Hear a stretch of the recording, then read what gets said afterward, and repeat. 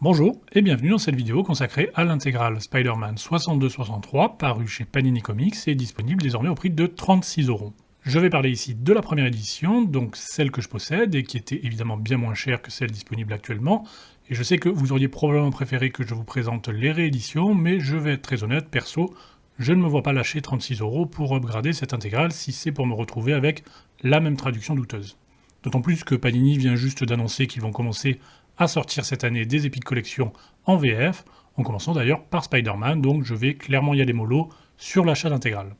Après, je pense que ça peut être intéressant tout de même de partir de cette intégrale et de voir, notamment grâce aux commentaires, s'il y a eu du mieux dans les diverses rééditions, que ce soit au niveau de la traduction, ça j'en doute un peu, ou des couleurs, et là je me dis que peut-être, faut voir.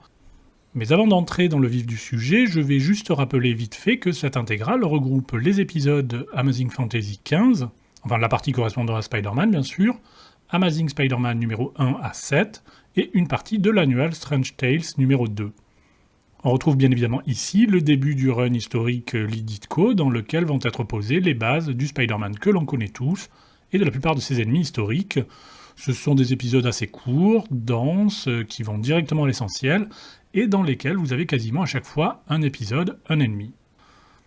Mais je me vois mal ici faire une review exhaustive d'un comics sur lequel tout a déjà été dit et redit, que tout le monde connaît quasiment sur le bout des doigts, donc c'est clair que cette vidéo va être plus une review en quelque sorte de l'édition que du comics à proprement parler. Par contre, ce que je peux signaler déjà en préliminaire, c'est que je suis un peu déçu de ne pas voir apparaître dans cette édition le célèbre misprint ou l'erreur de Stan Lee dans l'épisode du caméléon. Je pense que vous le savez, mais au cas où, en fait, à plusieurs reprises, il y avait marqué Peter Palmer dans le comics d'origine, en lieu et place de Peter Parker, et on sait que souvent Stan Lee, pour se souvenir de tous ces personnages, utilisait des allitérations, Peter Parker, Bruce Banner, Matt Murdock, etc. Et Peter Palmer fait partie des plus grands ratés de l'histoire des comics, c'est un peu entré dans la légende, et je trouve dommage que ça n'apparaisse pas ici alors que c'est aujourd'hui ultra connu. Mais bon, c'est un détail. On va surtout parler ici des couleurs avant d'en venir à ce qui fâche vraiment, c'est-à-dire la traduction. Globalement, en dehors du personnage principal, les couleurs correspondent assez rarement à celles de la VO, et vous pourrez me dire en commentaire d'ailleurs si vous avez une réédition, si les couleurs de votre exemplaire correspondent plus à celles de la première édition de l'intégrale ou à celles de la VO que j'utilise personnellement ici, à savoir le Marvel Masterworks, dont les couleurs sont a priori authentiques puisque j'ai vérifié et elles correspondent bien à celles de l'édition Taschen Marvel Library qui vient de sortir et qui, je pense, fera désormais autorité. J'ai notamment vérifié pour cette case du premier épisode dans lequel Peter Parker découvre ses pouvoirs et qui était assez space puisque le bout de ses doigts est jaune, ou encore dans celle-là qui me laissait perplexe puisque c'est une des rares fois où c'est la VF qui a plus de couleurs que la VO. Et dans les deux cas, non, c'est bien la version Masterworks qui est la bonne. Comme vous pouvez le voir, je pense, sur ces quelques photos, les couleurs sont d'une manière générale assez peu raccords, mais de mon point de vue, ce n'est pas aussi dramatique que pour le Giant Size X-Men, dont j'avais fait une vidéo il y a quelques semaines. Disons que là, si on n'a pas accès à la VO, on ne se dit pas attends, il y a un problème là, c'est vraiment moche, qu'est-ce que c'est que cette horreur ?» C'est vrai que les couleurs sont différentes, notamment les habits, mais Spider-Man est plutôt ok, et il n'y a pas vraiment de perte en termes de détails, si on regarde bien les arrière-plans, les boiseries, etc. Il y a bien le ciel quand même, qui est parfois assez chelou, avec de gros traits et de gros changements de couleur assez moches, mais je n'ai pas vu vraiment de planches ultra iconiques, comme celle de l'attaque de Krakoa par exemple, qui me fasse dire limite, bon, allez poubelle quoi.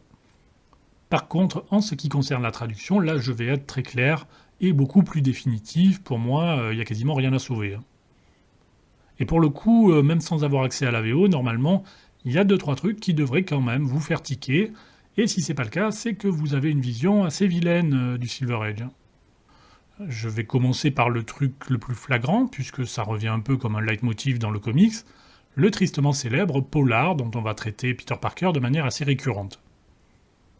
En VO, le terme utilisé était bookworm, donc littéralement book, livre, worm, ver. En français, on traduirait ça logiquement par rat de bibliothèque. En VF, ils ont choisi de traduire ça par polar, qui est un terme ultra ringard que plus personne n'utilise, et dont la plupart des gens ne connaissent même plus le sens.